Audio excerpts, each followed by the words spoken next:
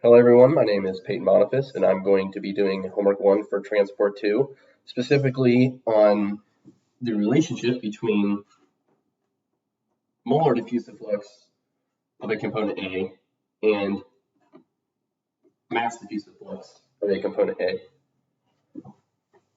So let's start with an example of a closed system. Not very good at drawing. Bear with me. All right, so a closed capillary system with uniform temperature and pressure.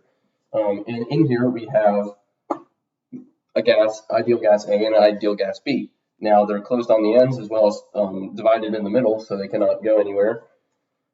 And to understand the molar and mass diffusive fluxes, we have to understand what equation they come from, and that is talking about mass and molar fluxes in general. So the molar flux of a component A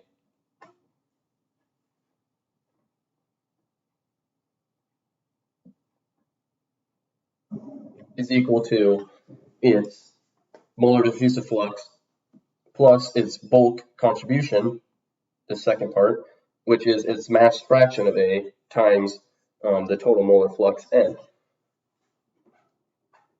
The equation is similar for the mass flux. Mass flux of A is equal to mass diffusive flux of A plus the mass fraction of A times the total mass flux. So if we look at these equations, and this is equation 1-20, we can see that, let's talk about molar diffusive flux in specific. So molar diffusive flux is equal to moles that go through a specific area, a defined area, over a given amount of time. So looking at this closed capillary and specifically the total molar flux here would be equal to 0. No moles are going anywhere. It's closed on the ends. It's divided in the middle. However, what if we were to remove the divider and let the gases mix? So at equilibrium, gas A would go to the right and gas B would go to the left. So there is flux in this example. However, the total molar flux N is still equal to 0 because the moles of B going to the left are equal and opposite to the moles of A going to the right. So therefore, if we know that the total molar flux is equal to 0 when they're separated and equal to 0 when they're uniformly mixed, we know that the total molar flux in this binary mixture is 0 everywhere and always. And from that we can tell if N is equal to 0, or the total molar flux is equal to 0, that the molar flux of A is equal to its molar diffusive flux. Let's erase this. So now that we know the molar diffusive flux of A is equal to the molar flux of A, how does the molar diffusive flux of A relate to the mass diffusive flux of A? So looking at equation 1-18, we know that the molar diffusive flux of A is equal to the concentration of A times the velocity of A minus the average molar velocity. What's helpful in this equation is that in equation 1-16, we know that the total molar flux is equal to the concentration times the average molar velocity. The total molar flux is equal to 0, as we know in this case scenario.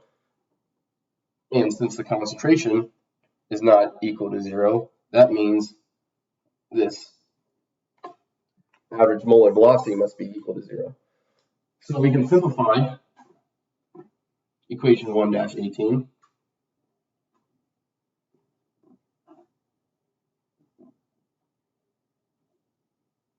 into this. The molar diffusive flux of A is equal to the concentration of A times the velocity of A minus the concentration of A times the average molar velocity. Molar velocity is equal to 0, so that term falls away. And we can say that the molar flux of A, molar diffusive flux of A, is equal to the concentration of A times the velocity of A. So now moving on to equation 1-17, which is mass diffusive flux. Mass diffusive flux is equal to mass concentration of A times the velocity of A minus the mass average velocity. So how can we combine these two equations? We need to relate mass diffusive flux to molar diffusive flux. As we can see, they have a similar term in the velocity of A. So we can transform equation 1-18 to say that the velocity of A is equal to the molar diffusive flux of A over the concentration of A.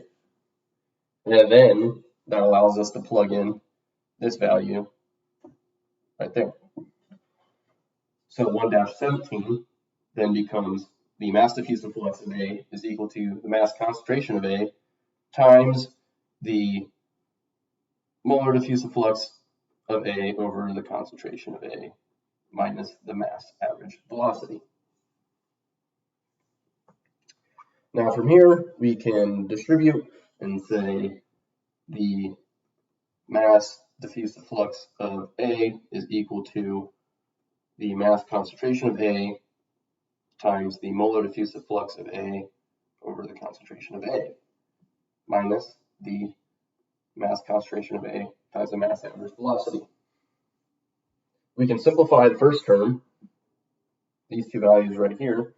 The mass concentration of A over the concentration of A is simply the molecular weight of the species A.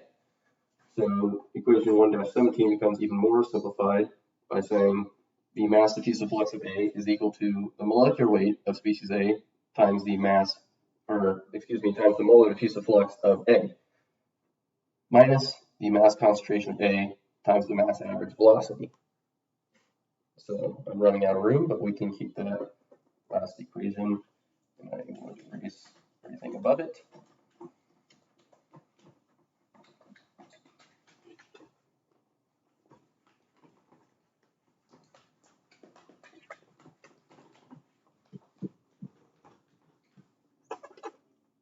And then rewrite it as the mass diffusive flux of A is equal to the molecular weight of A times the molar diffusive flux of A minus the mass concentration of A times the mass average velocity.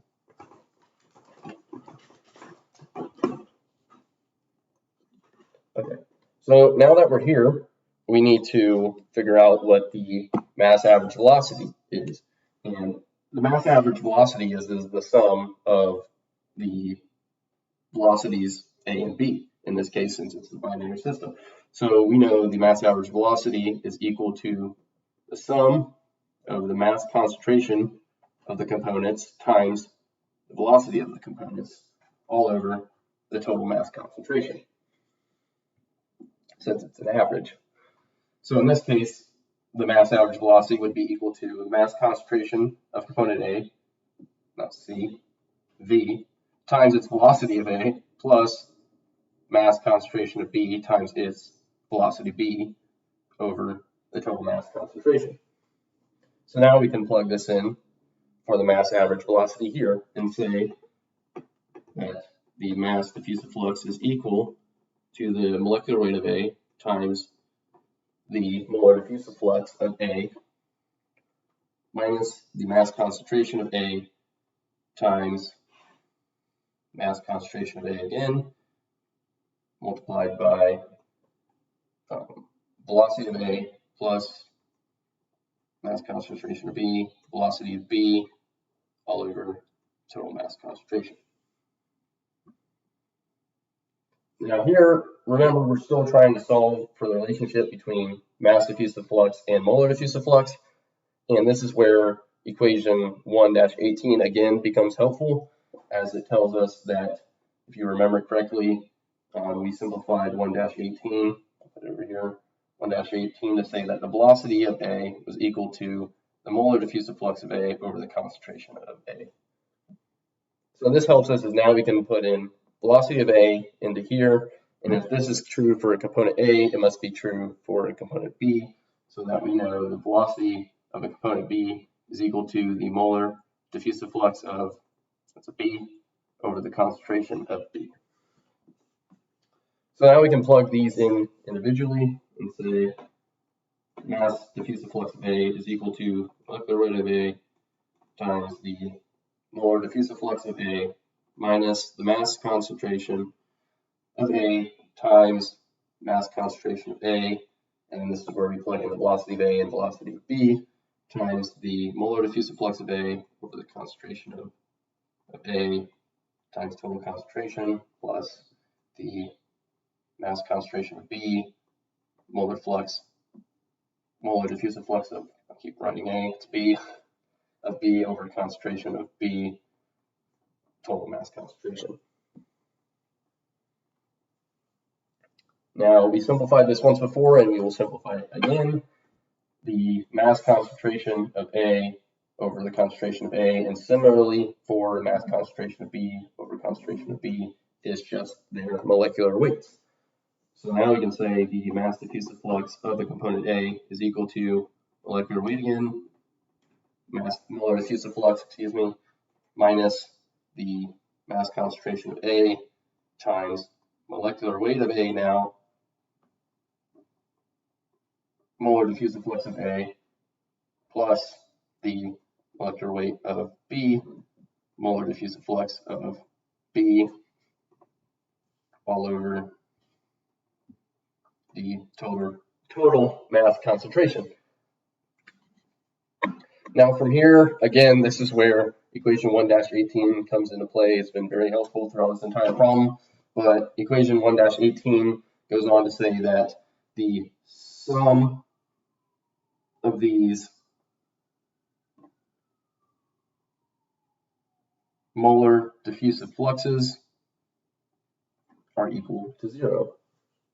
And as you can see, the whole time we've been trying to obtain the relationship between mass diffusive flux and molar diffusive flux, and in terms of algebraically, there's only one thing stopping us from pulling out a molar diffusive flux from every term, and that is we don't have a molar diffusive flux of A.